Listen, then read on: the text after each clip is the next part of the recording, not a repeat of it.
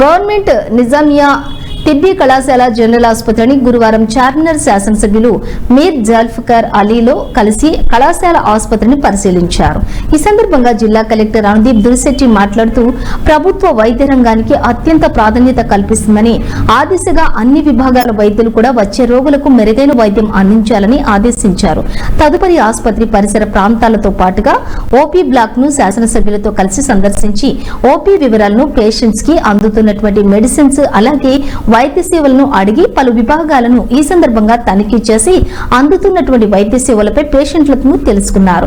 ఆసుపత్రిలోని వివిధ విభాగాల్లో వైద్యులు, సిబ్బంది కొరత ఎక్కువగా ఉందని, వచ్చేటటువంటి పేషెంట్ల దృష్ట్యా వైద్యుల్ని, సిబ్బందిని నియమించాలని కలెక్టర్ ను ప్రిన్సిపల్ అభ్యర్థించగా నివేదికను అందిస్తే డిఎంజీకి పంపించి తదుపరి చర్యలు తీసుకోవడం జరుగుతుందని అన్నారు.